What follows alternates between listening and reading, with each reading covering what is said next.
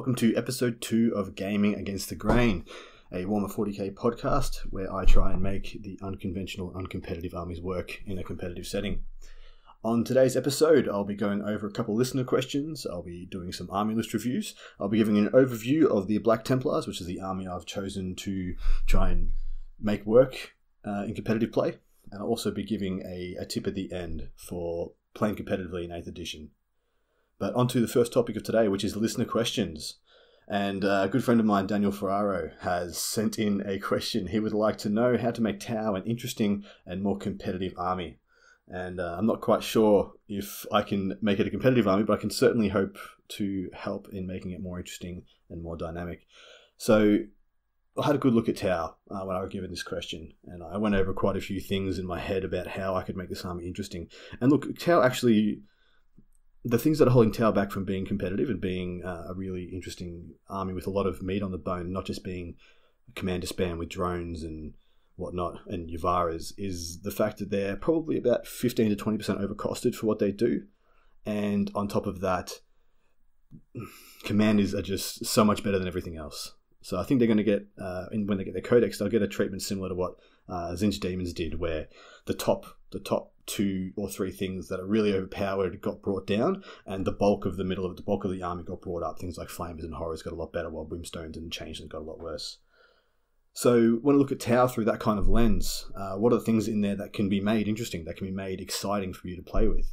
And one of the first things I noted was the fact that they've got a huge prevalence of Strength 5 weaponry, that being pulse weaponry, burst cannons, things like that. Now, with their advanced targeting systems, they can give those a rend, which makes it equivalent to for a burst cannon, that's a 4-shot assault heavy bolter. And if for those who don't know, I consider heavy bolters to have the best weapon profile, the best standard weapon profile in the game, and it's the best spammable weapon profile that I can think of. And that being because it's strength 5 at a basic level, you're never winning less than on a 5+, because there's nothing that's toughness 10 in the game. And against basic infantry, you have a high rate of fire at a good strength. So you're winning on 3s against all basic infantry, including guardsmen, marines, all Eldar, all Tyranids, winning all those things on 3+, and you're denying their at least one part of their armor save, or their cover if they're in cover. Now, where that gets really good for Tau is the fact that you can take multiple of these on a crisis suit, or it's the basic weapon for your fire warriors, even though it doesn't have a rend on them, or it's your basic weapon on your stealth suits. So now, 2 of those things that I just mentioned are really quite exciting. So stealth suits, I think they're actually quite good. They're probably a little bit overcosted, just like most of the things in the Tau Codex, but they come basic with this burst cannon weapon, which is, like I said, a 4-shot heavy bolter once you give it advanced targeting. And on top of that, they can infiltrate. And when they infiltrate, they get +2 to their cover and a -1 to hit. So all of a sudden, they've got a 2-up armor save, -1 to hit, in cover, with a 4-shot assault heavy bolter. Unfortunately, they only have ballistic skill 4+, which means they are, hitting on 5s if they use that assault and advance to shoot, which is a really good idea to make them more dynamic, get them around the board. And I think that's really appealing. So I made up a quick list, and I was playing around on Battlescribe with things you can do with it. And I was quite easily able to get 66, essentially strength 5 -1 shots into a list. It was quite simple to do, really. Now, through using things like that, you can really make Tau hit hard at a medium level. Unfortunately, a lot of their long-range stuff only a single shot, like hammerheads. And I'm never a big fan of single shot weapons and relying on single shot weapons to deal your heavy lifting against vehicles and stuff. Especially in the meta we are now, where being dynamic to grab objectives, being able to move freely around the board, and board control have become really prevalent as playstyles. So now that we've covered the fact that I think their basic standard weapons are some of the best in the game, we move on to the thing that kind of makes Tau work, which is marker lights. Now, there's 2 big camps with marker lights. There's either going full ham and getting shitloads of them, or going really minimal and only taking what you need. I'm in the camp of really only taking what you need. I think it's far too hard for Tau to get to that magical 5 markers or +1 ballistic skill. I think 5 markers is almost unrealistic to do, except unless you're really targeting after one thing like a super heavy. Otherwise, for the investment you pay in points to put 5 marker lights on something, it's almost not worth it for the points you're paying for those marker lights. So I think it's actually a better idea, if you want to make Tau a more interesting and exciting army, is to take minimal marker lights and try and give reroll 1s to hit on 3 or 4 different things in a turn. Now, the best place to get that from at the moment is probably a Cadre Fireblade, which is really quite cheap. And if you have a free detachment in your standard list, like in your 3 detachment list, I would actually almost advocate taking a Supreme Command attachment with 3 or 4 or 5 Cadre Fireblades, because they're cheap. They consider an objective in the backfield, and they hit that marker light on a 2+. And so that's really quite great. Plus, it gives you an extra command point on top. So if you needed to fill something out like that, you could easily do that with 3 or 4 Cadre Fireblades. And then you have 4 2+ to hit marker lights. So you can give 3 rolls to hit of 1 on 4 different things in a turn. And then further to that, you just got given a new stratagem and chapter approved, where you can make that marker light D3+1. And so you could boost that up if you needed to. If someone had a Baneblade or Imperial Knight and you really needed to try and get to those 5, you could chuck 4 on it, hitting on 2+, and then go +1 on that and get to your 5. So that would be how I would do it with marker lights. I wouldn't necessarily spam too many Pathfinders or marker drones. So the next thing that Tau really have going for them is deployment options, infiltrates, and deep strikes. They really have quite a few infiltrate options with stealth suits and Pathfinders, and then further to that, they have a lot of deep strike options in virtually every suit except for broadsides has a deep strike option. So what that lets you do is kind of layer your army. So you can have a backfield firebase with, let's say, a couple of strike teams, maybe a breacher team and a devilfish, who I actually think is quite good as a counter assault unit. If people drop in on your line, the breachers come out, destroy them at the max minimum range for their strength 6 neg 2 guns, and then you layer your army from there. So you've got even Kroot or Kroot hounds. They can also outflank, I believe.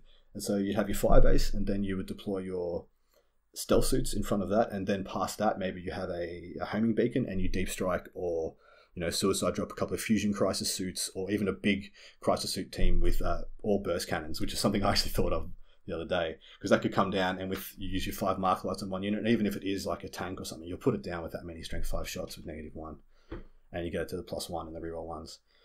So those are just some ideas that I had to make Tau more interesting. Of course, you can spam commanders, you can do all that stuff, and I even had a good look at the Cold Star Commander, which I actually quite like for one really specific job. It is actually really quite good as a sniper. Now, you wouldn't think of it because it doesn't have great range on its weapons apart from its missile pod, but what it does have is an 8-shot burst cannon on top of that missile pod, and the burst cannon, of course, is strength 5 -1, and the missile pod is strength 7 with D3 damage. And what you can do is you can move in advance. You take I can't remember what the support system is, but the one lets you move in advance without penalty, or you can crop the penalty and just hit on 3s instead of 2s. And then you can move in advance because that Cold Star advance is 40 inches, and you can fly yourself right up to someone's commander, someone's reroll bubble, and just lay them out first turn. And then all of a sudden you've taken away a lot of synergy from their army, and you've put something that's actually quite hard to remove right in the middle of their force. Of course, I wouldn't advocate doing that against something that is a significant assaulting army. But if someone's got if you got against another Tau firebase or a Gilliman gun line, I wouldn't try and kill Gilliman with it, but you certainly try and take out that chapter ancient with the Banner of Emperor Ascended, and all of a sudden you've taken away a shitload of synergy from that list.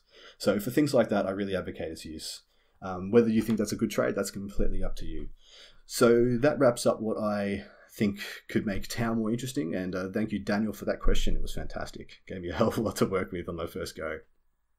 Next one is from another friend of mine named Mitch Gibson, and he's asked, in my opinion, should the ITC have stricter guidelines on terrain in tournaments? If yes, how could you enforce this, or how could they enforce this? So I had a lot of thought about this question, and it's actually a really good question, because this is something that we're moving towards this. The ITC has standardized the competitive scene quite a lot, and we're getting organized as a scene. People are starting to mobilize, and the scene is growing. So maybe it is time for us to look at this, especially in 8th edition, where terrain makes such a massive difference to the outcome of a game, and makes so many more armies more viable just by dint of it existing.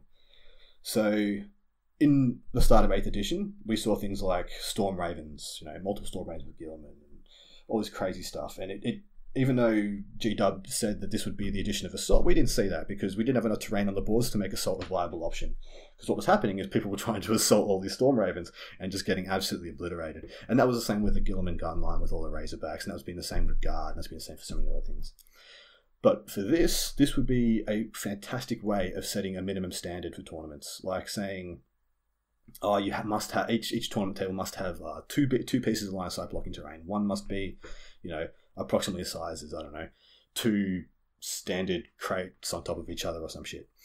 And that would be a great way of setting standards for players. So we as the players know what to expect from game to game, from tournament to tournament, etc., etc. Now, where that gets bad is that it actually creates a bit of a lack of tactical depth for the game, because we can plan as the players, we could plan around that terrain, we could plan where it's going to be, what we're going to deal with. So that actually cuts both ways. We could certainly take advantage of that. We could plan to have tons and tons and tons of non-line of sight shooting, like mortar teams, thunderfire cannons, things of that nature, and that itself could define the meta.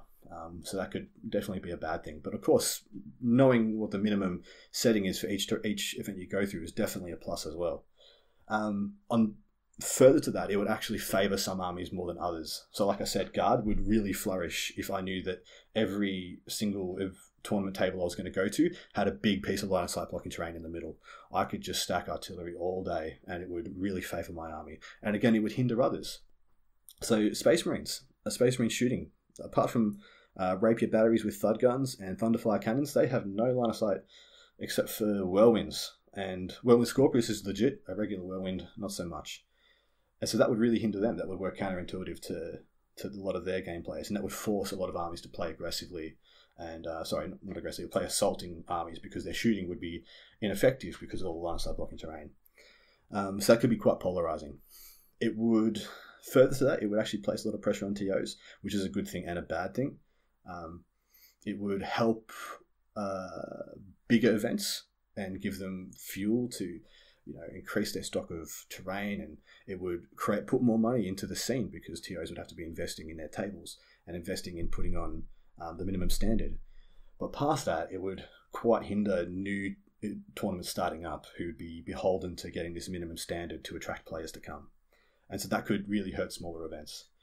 And further to that, I don't know how it would be enforceable, to be honest. You could, I guess, deny ITC points if the tables aren't a tournament standard. You could say, if it's found that your tables aren't good enough, or it's reported from players that your tables were shit, they could dock ITC points, or not let that tournament be ITC registered in further years. But on the whole, I actually think this would be a good idea. But the bar for the minimum standard would have to be set pretty low, like saying that every table must have, one medium size and one large line of sight blocking terrain, and then like 3 or 4 pieces of scatter terrain or area terrain. I think that's quite doable for most events. But naturally that would be, up to the TOs to whether they want to accept that or not. And that could be a determining factor in whether or not TOs choose to be ITC ranked or not, which might be a good or bad thing. So yeah, Mitch, hope that sorted that out for you. I hope that was a good answer. I did give that actually quite a lot of thought, if you couldn't tell. So moving on, we're up to a list review. And I've got 2 today, and the first one is from a gentleman named Andrew Misson, who has an Orc army for review. And I'll just go over what's in it. So he has a patrol detachment with a war boss with a power claw, an attack squig, and a custom shooter.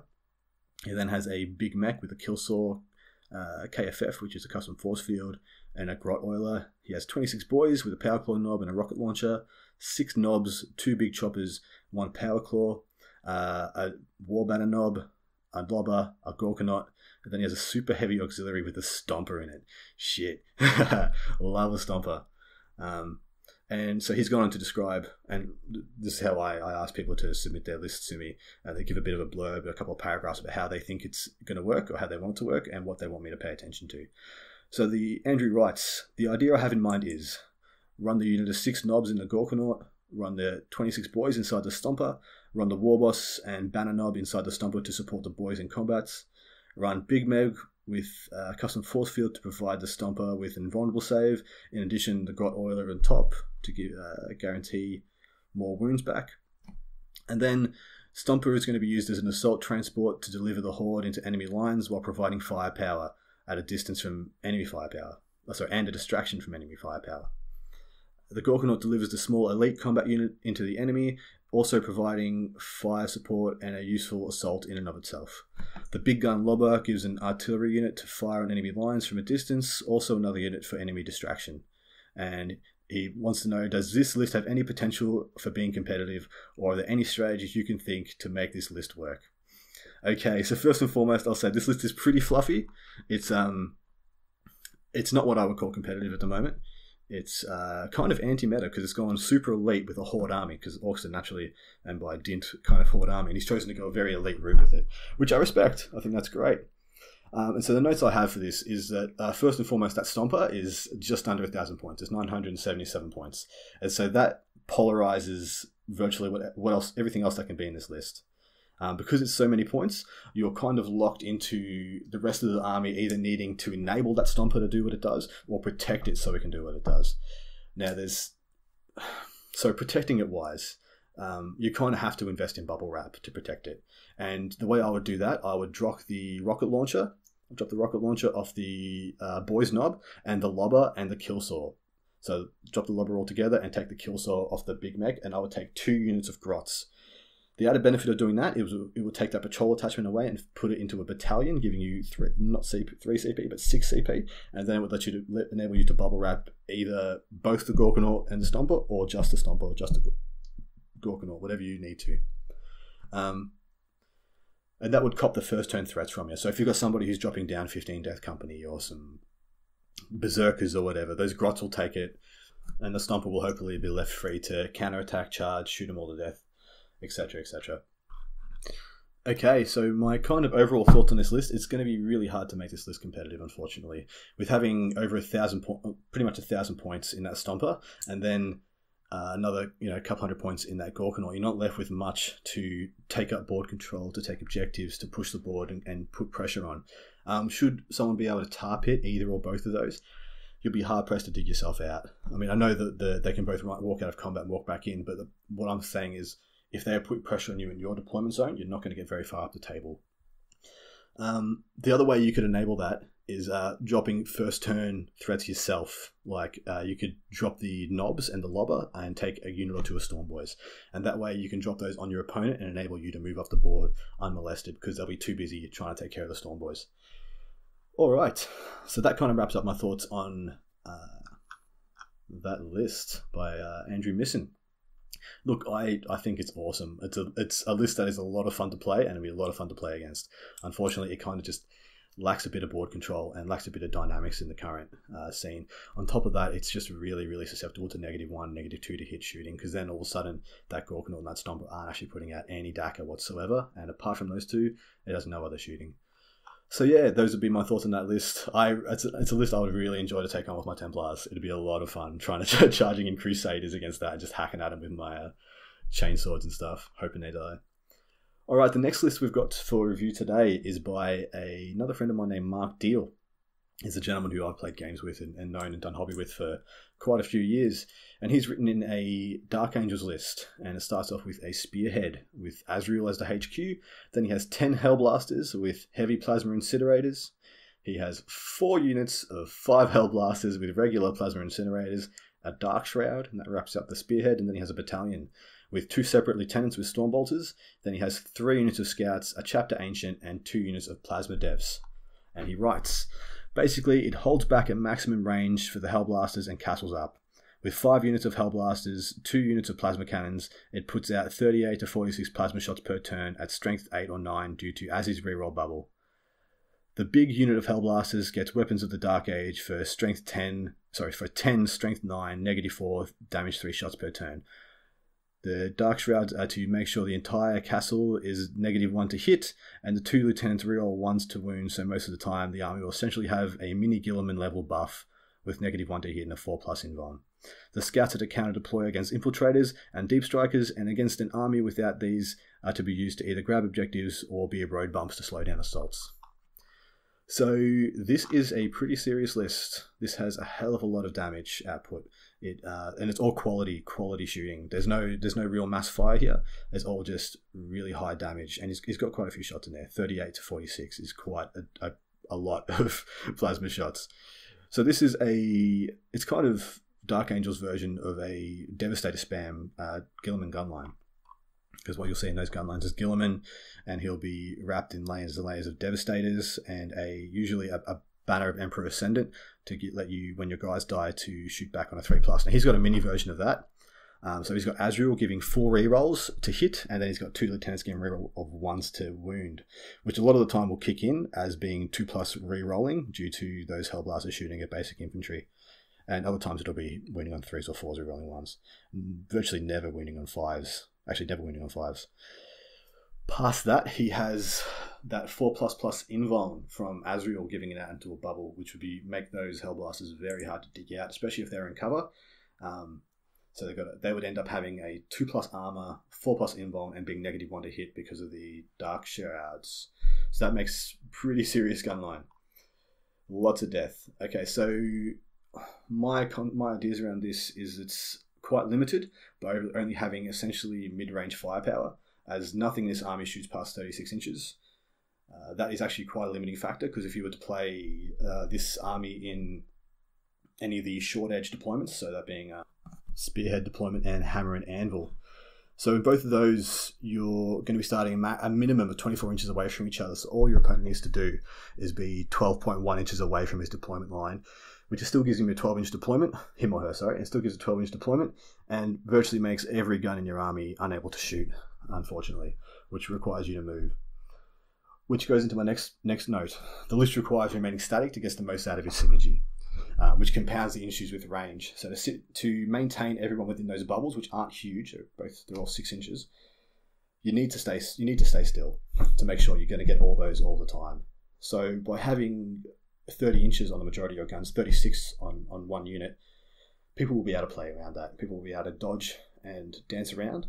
And knowing that you only have that short a range, people will definitely be able to put down their objectives, so that you have to move to be able to shoot on their objectives, and they can be able to sit on them unmolested for as long as they want.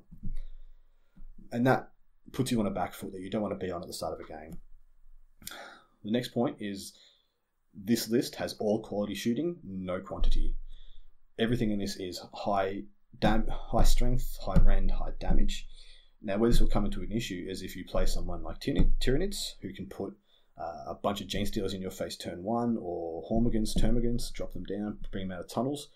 All of a sudden, if you have to shoot those high quality shots into essentially chaff units, you're firstly wasting that huge investment you've put into those plasma guns, and you're not getting any return for the high strength, high range, high damage. So this army needs to be shooting at quality targets, and it would love to go up against a couple of knights or another elite army, but unfortunately in the land of hordes, which is what 8th edition is at the moment, it's going to find itself unable to cope with waves upon waves of hordes and like infantry squads, scout squads, things like that.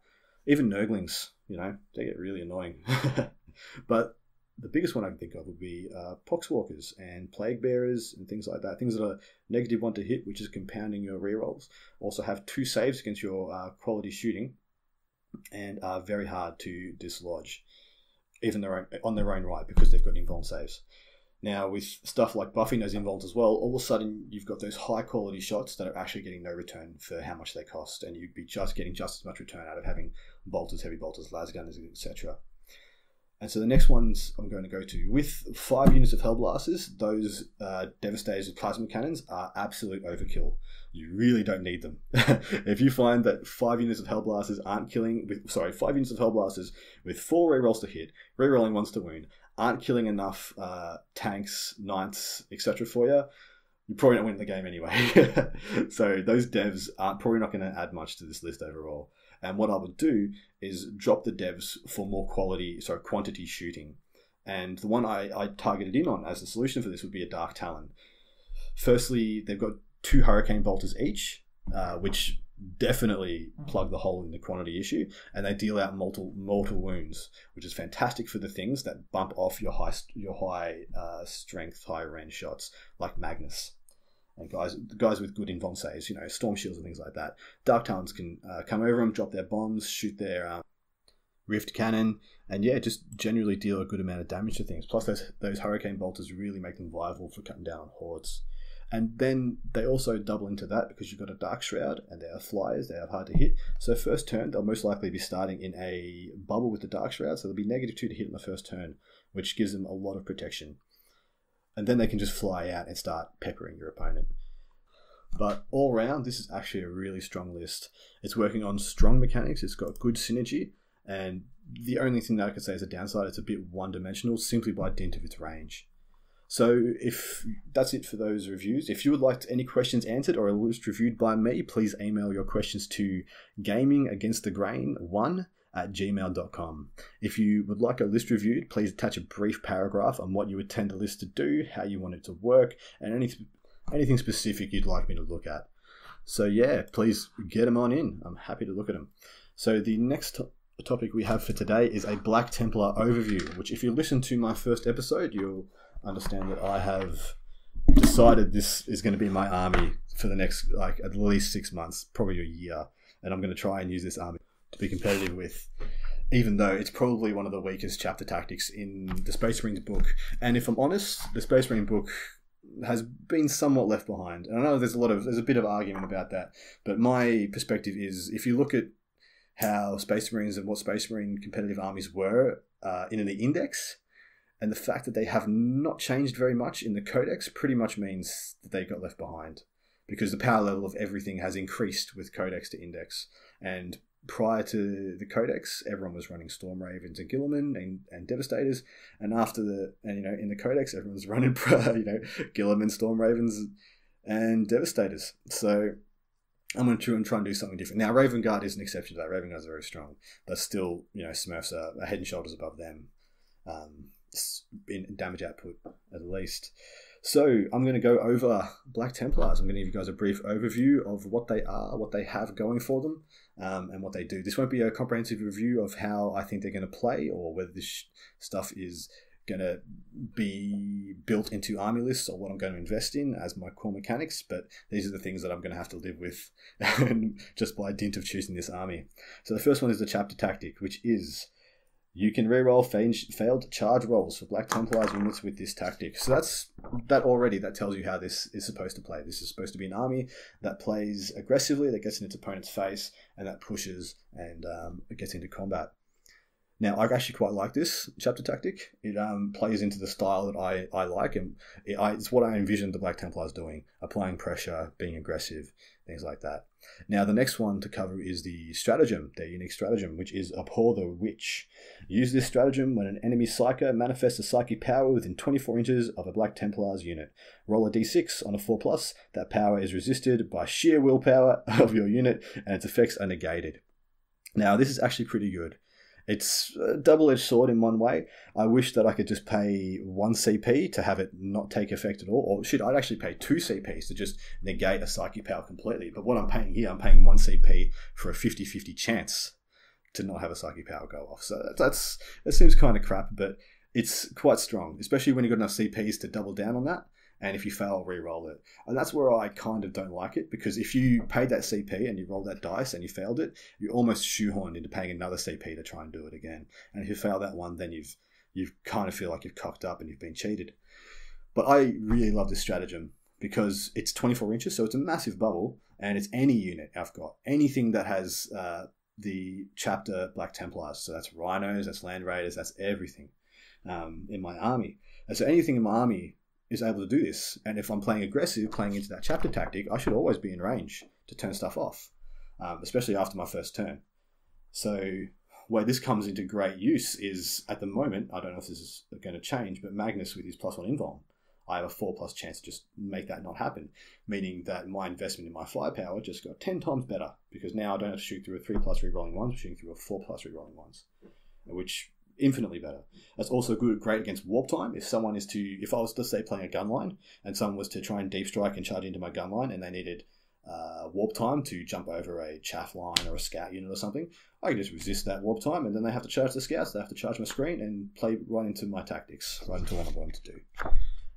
So the next one is the Warlord trait, which is a bit of a joke. Quite a bit of a joke. It's called Oathkeeper. And it says your Warlord can perform a heroic intervention if the enemy are within 6 inches rather than 3 inches, and can move 6 when doing so. Now, fun, fluffy, not good, unfortunately. It's just kind of doesn't do much. Playing aggressively and jumping your Warlord right up there, if it's one of the special characters who have to take this, that's fine and dandy, but you'd much rather invest in something that adds to the overall synergy of your army. So something like Storm of Fire, which I've noticed is quite a good one if I was playing a gunline. What that does is each time I roll a wound of 6 or more for a friendly chapter unit within 6 inches, the weapon gets +1 rend. So Heavy Bolter becomes Rend 2 on a 6, things like that. And so it makes that a lot better. Further to that, another one that stands out for me for really good use with Black Templars is Rites of War.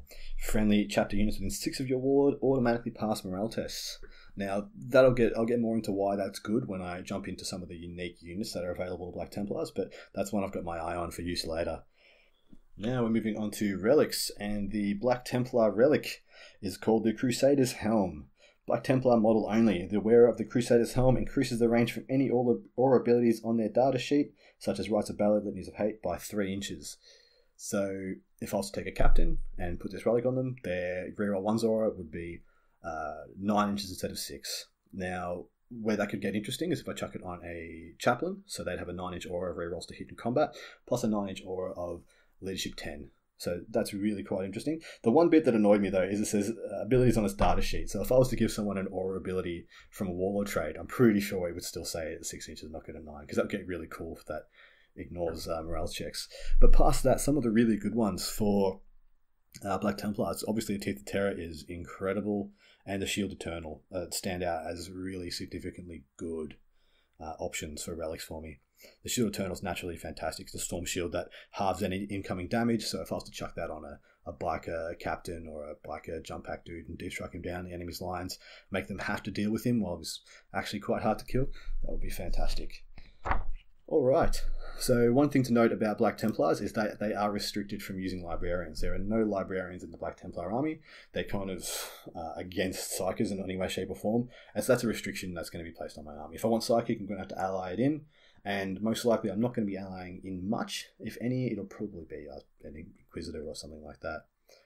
So now we're going to move on to the special characters. So the things that these guys have going for them the most, I think, because I really love these dudes. I love the fluff of them, and these guys excite me. This is one of the things when I read through this book and I was trying to decide what I was going to do, because when I sat down to decide to kind of figure out the next army I was going to do after Guard, and I wanted to play something that wasn't as powerful, I couldn't pick something that was in an index, because you never know how powerful the codex is going to be.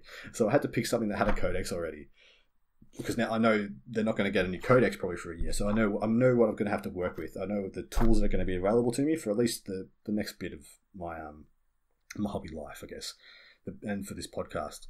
So the first special character is High Marshal Helbrecht, and he is a boss. He has movement 6, weapon skill, ballistic skill 2, strength and toughness 4, 6 wounds, 4 attacks, leadership 9, and a 2+ save. He is equipped with a combi melter, which is just a standard combi melter, and the Sword of the High Marshal, which is a +1 strength power sword that does D3 damage. So it's +1 strength, -3, D3 damage. And on the charge, Helbrecht gets D3 additional attacks. So this boss of a man can have 7 attacks on the charge, hitting on 2s at strength 5, and I'll show you why he can get to strength 6, because he does. He's a strength 6 when he attacks. Of course, he has And They Shall Know No Fear. He also has Chapter Master. You can reroll any failed hit rolls of Black Templar units within 6. And he has Crusade of Wrath, which is his kind of special ability, which is one of the things that really attracted me to Black Templars, is the fact that their special characters all seem to give 1 more buff than their generic equivalent. So in this case, it's called Crusade of Wrath, and all friendly Black Templars models add 1 to their strength characteristic while they are within 6 inches of High Marshal Helbrecht. And the only other thing as past that is he has a Iron Halo for a 4+ invulnerable save. So that +1 strength is fantastic. It makes, one thing that I've noticed is it makes Lightning Claws and power weapons exponentially better. Makes them freaking incredible, actually, because all of a sudden you're wounding your equivalent Space Marines, toughness 4 on 3s, and Lightning Claws is re-rolling, or a power sword is winning on 3s. And if you've got a lieutenant nearby, that's re-roll 1s as well. And so that's just a really good buff for what is essentially supposed to be a combat-orientated, aggressive chapter. The next one listed here is the Emperor's Champion. And this guy doesn't actually give any buffs to anybody else. He is just a blender and a half. And what he has for a stat line is movement 6, weapon skill 2+, ballistic skill 3+, strength and toughness 4, 4 wounds, 4 attacks, leadership 8, and a 2+ save. He's equipped with a bolt pistol, who gives a shit, and the black sword, because that's what we want to hear about, which is strength +2 and -3, D3. And his abilities are, the sword's abilities are, you can reroll any failed wound rolls when attacking with this weapon if the target is a character or a monster. So that's significant already. So that means he's attacking at strength 6, D3 damage, rerolling to wound against characters and monsters. And he has, as his abilities, Sigismund's Honor, which is add 1 to the Emperor's Champion's strength characteristics and attacks characteristics whilst he's within 1 of an enemy character. So now he's got 5 attacks, hitting at strength 6, rerolling to hit and to wound against the character. Next one is Slayer of Champions. You can reroll any failed hit rolls made for this character in the fight phase when attacking enemy characters. So now he is strength 7, sorry, I forgot to +1 to strength, with 5 attacks, -3, D3, rerolling to hit, rerolling to wound. And you want to know how many points this guy is? 75. He is cheap as chips, and he has a good chance of going toe-to-toe and beating a lot of characters far more expensive than him. So he's, let me just double check that, Emperor's Champion, 75 points. For your reference before, High Marshal Helbrecht is 170 points. And for 170 points, he's actually pretty good. But the Emperor's Champion, 75, I reckon he is a bargain, and I intend to use him quite a lot. Next up is Chaplain Grimaldus. His stat line is movement 6, like the rest, weapon skill 2, ballistic skill 3, strength and toughness 4, 4 wounds, 3 attacks, leadership 9, and a 3+ save. He has a plasma pistol, a standard Crozius Arcanum, frag and crack grenades. Now his buffs, which are pretty significant and I think quite good. Litanies of Hate. You can reroll any failed hit rolls in the fight phase for any friendly Black Templars unit within 6, so that's a standard Chaplain buff. Spiritual Leader, which is also the standard Chaplain one, which all friendly Black Templars units that are within 6 of Chaplain Grimaldus use his morale, which is 9 instead of their own. He has a Rosarius for a 4+ invuln, and this is where he gets his special flavour from. He has Unmatched Zeal. If you roll a hit roll of 6 in the fight phase for a friendly Black Templars unit within 6 of Chaplain Grimaldus, you can immediately make 1 additional attack with that model. These bonus attacks do not themselves generate further attacks. So this gives exploding 6s. And where that becomes really amazing is just in combat, where you can just all of a sudden go from a standard, Space Marine with a friggin' chainsaw to all of a sudden like a swirling death machine coming at you. It turns the basic units into something far more interesting, far more exciting. It gives him better leadership and gives him rerolls to hit as well on top. So it really is quite a complete package really for an assaulting melee army. On top of that, he's only 130 points, so he himself is quite cheap as well. Now, onto the other unique things for Black Templars, the unique units. So we have Crusaders, which is their troops choice. So these guys, I'm just going to go over these guys quickly. Let me just switch to them. Here we go. Crusader squad. So they're quite a unique unit, and no one else has them except for the Black Templars. Now, there's 2 types of guys, and this is a unique squad where you can combine essentially scouts and regular Space Marines into 1 unit. Now, there's Initiates and there's Neophytes. So Initiate is your standard regular Space Marine, strength and toughness 4, 1 wound, 1 attack, leadership 7, and 3+ save, weapon skill 3, move 6, etc. A Neophyte, same stat line, except he has 1 less leadership, being 6, and 1 less save, being a 4+, not a 3+. So it's pretty much a scout and a tactical marine squad combined. Now, where it gets exciting is the fact that you can take a unit of 10 scouts and a unit of 10 essentially tactical marines and push them together, making 1 squad of 20 dudes. Now, in some ways, this is a really bad thing because this makes them so much more susceptible to morale and crumbling and running away and stuff. And a good thing because it lets you double down on stratagems, double down on buffs, double down on synergy on this unit. And if you're willing to invest in making this thing interesting by, putting special weapons in or giving them all close combat weapons, because that's one thing that these guys can do. Essentially, a Neophyte is an assault marine. You can give it a bolt pistol and a chainsword, which is something you can't do with regular tactical marines except sergeants. And the other thing that makes these guys exciting is that in just a 5-man unit, you can take a special weapon and a heavy weapon. So this gives you a really flexible unit that you can turn into whatever you want, really. You can make them mini devastators by giving a special weapon, a heavy weapon, and a combi weapon on the sergeant. You can make them cheap as chips and MSU them out and just take 5 guys with close combat weapons and maybe put a power sword or a dual lightning claws on the sergeant. Or you can max them out and just take 40 dudes with all close combat weapons. So you've got 20 dudes with all close combat weapons. So you've got 40 attacks on the chart. Sorry, I got my numbers mixed up there. And then, give them Grimaldus and those 40 attacks. Shit, they're all rerolling to hit. 6 more attacks, which are rerolling to hit. It's fantastic, There's lots of synergy there, lots of meat on the bone of this unit, and it's a unit that I'm really excited to see what it can do. And I've got a lot of really interesting things I can do with them. which I'll get to more as I play around with them. But right now, what I like them for is for little shock units.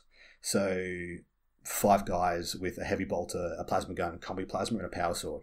So what I do with that is I can chuck 3 units of that in a Land Raider Crusader, which I'm going to get to soon. And then I chuck Hellbrecht in with them. And then when they pop out, they're all rerolling to hit. When they charge, they're strength 5. And so I'm getting a lot more mileage out of those power swords. I'm getting rerolls to hit when I overcharge with the plasma guns.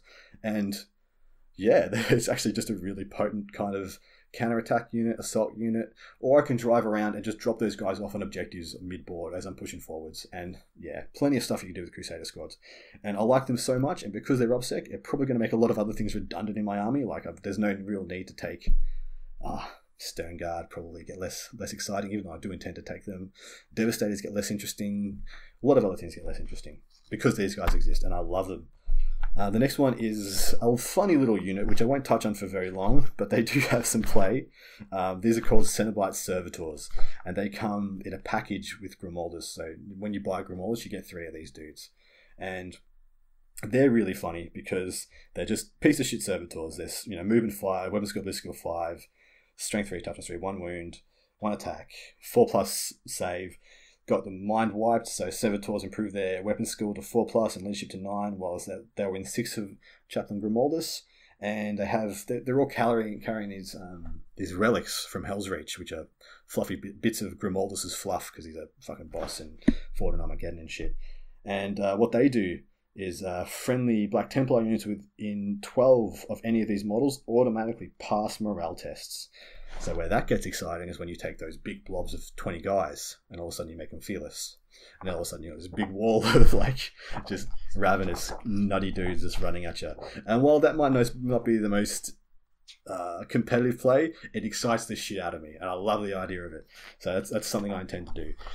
Now, the last one I want to talk about is the Land Raider Crusader. And while this is not a Black Templars exclusive model, I'm laying claim to it because in the fluff, the Black Templars made this shit up so we could carry around more nutty dudes in our Land Raiders, and I feel like it's one of the most iconic Black Templars units, so I'm going to go over it. Now, it's got a standard Land Raider stat line across the board: weapon skill 6, standard movement 10, bliss skill 3, strength 8, toughness 8, 16 wounds, 6 attacks in combat, leadership 9, and a 2+ save. Where it gets more interesting is that its regular loadout has the God pattern, so the God Hammer pattern Land Raider, where you've got your twin heavy bolter and 2 twin las cannons. It's been replaced with a twin assault cannon in the front, and on either side it's got a hurricane bolter. Now, that's a lot of DACA that's putting down. That's 36 shots, 24 of which are strength 4 bolter shots, 12 of which are strength 6 neg 1 assault cannon shots. And then it gets more interesting from there because it has not a 10-man capacity, it has a 16-man capacity, which is cool because that allows me to put a 15-man unit Crusaders in it, or 3 5-man Crusader units in there, plus a character to buff them and increase the synergy. It also has something else unique to it, which is called a Frag Assault Launcher, which is a roll a d6 each time this model finishes a charge and move within 1 of an enemy unit. On a 4+, that unit suffers d3 mortal wounds. So it has a chance to deal a smite to somebody on the charge, and which is interesting. So you could use that to support your advance, you could use that to support your charge when you push in your little boys who might get stomped on Overwatch. You can use the Land Raider to take the Overwatch. And on top of that, it'll also deal mortal wounds to them on a 50-50. So covering that, it's so enjoyable to use that with my army. I've got one at the moment, and I've been using it, and it's really cool. It's really fun just to pour ravenous, nutty dudes out of the front of it, and then just DACA from the middle of the board. Really nice, and I enjoy using them. So that wraps up my brief overview. I went into a little bit of the tactics and the synergy that I see with this list, but I'm not going to go into a full review of how I intend to use everything, and I'm going to do that as I go. As I write every list, and I explain every list I'm going to play in upcoming games or tournaments with you, I'll be going down the synergy and how the Black Templar synergy builds into the mechanics I'm using and the paradigm or whatever I'm investing in. So the next and final topic for today is tips for competitive play. And the one I want to focus on now is how 7th edition has changed 8th edition, and how 7th edition to 8th edition has changed how we build armies and how we kind of have to invest in our hobby with both our time and our money.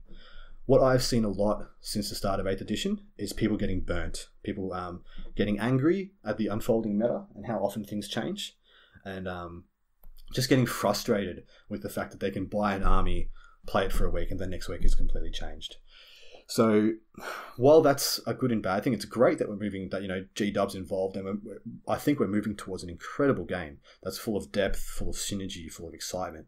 But at the moment, it's probably going to be unstable for another about 6 months, and while we wait for every single codex to come out, and then probably unstable again until we get the second edition of Chapter approved.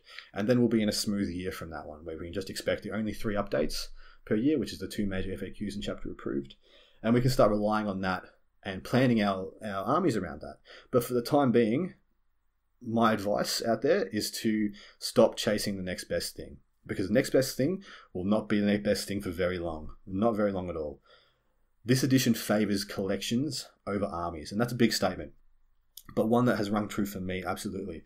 When 8th edition dropped, firstly, Guard went from pretty shit to fucking incredible, and I was in a really, really good position to roll with the punches because I had a really extensive army, a really extensive collection. So no matter what got nerfed, I had something viable to take to the next tournament.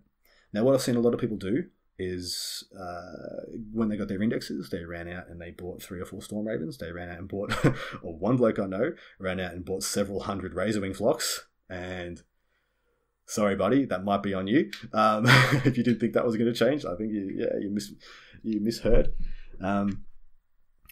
But so I found myself really able to roll with the punches, and a lot of my mates did as well, and a lot of my other mates did not. They got pissed off, they got angry, they got frustrated, because they'd go and they'd try and invest in this new edition, and they'd spend money, drop money on new armies, exciting things they were interested, things they were excited in. But what they did was they would buy a specific 2,000 point army. They wouldn't buy, 3,000 or 4,000 points. They'd buy those 2,000 points and they'd call their army done. And then when that army got shit, got nerfed, got whatever, it was G-Dub's fault. And, to an extent it is. But to an extent we have to accept that this edition is unfolding. It's still in development. And that running out and spending hundreds, if not thousands of dollars on something that we know is most likely to change is probably not the smartest thing to do with our money. So my suggestion is get an army that you love and expand it so you can roll with the punches. So that no matter what happens in the meta, you have something that you will enjoy playing, regardless of how good it is. If you do only want small armies, and I think there's no fucking problem with that at all. What you need to do though is build with changes in mind. Get that super unit. Get that unit of 40 Dark Reapers. Those 4 units of 10 Dark Reapers. But buy the next best thing as well. Like, buy the thing that can walk in and replace 20 of those Dark Reapers if they take a price hike or if they take a hit. So that when that change comes, if that change comes, your army isn't totally invalidated. You can just slot another unit in, picks up the slack, and, business as usual. So that's my tip for people out there. Be conscious of the way 8th edition is at the moment so you don't get burnt, so you don't get pissed off and resentful on yourself or others. And, buy an extra couple of units if you only want to make a 2,000 point army. Like, buy a couple of other stuff. If you're investing in a shitload of Dark Reapers, invest in some Fire Dragons, invest in some Fire Prisms, so that when you have to take, 20 or 30 less Dark Reapers, you can chuck the Fire Prisms in, and you still have your anti-tank, you still have your solutions. I mean, the same goes for every army. There's a solution for everything out there, and you just try and look at the next best thing if you need to. Past that, if you love an army, get one of every unit. Get 2 or 3 of every unit, especially the units that you love. If you love it, get tons of it. Why not? And that way, no matter what happens in this meta, in this crazy game we've got at the moment, you'll have something enjoyable to play. So that's it, guys. Hopefully this has been an informative and interesting chat. Hopefully you've gotten a few insights into the game, and hopefully people who sent in questions and the questions they sent in have been interesting to you. If you enjoyed this, please leave some comments, send me some emails.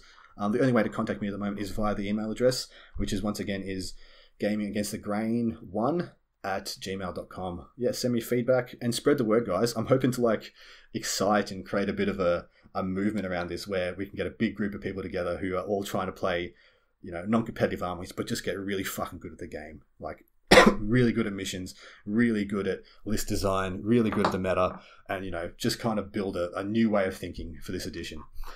So yeah, that's it for today. Hopefully you guys enjoyed it. And please let me know if you do. Spread the word, guys, and thanks.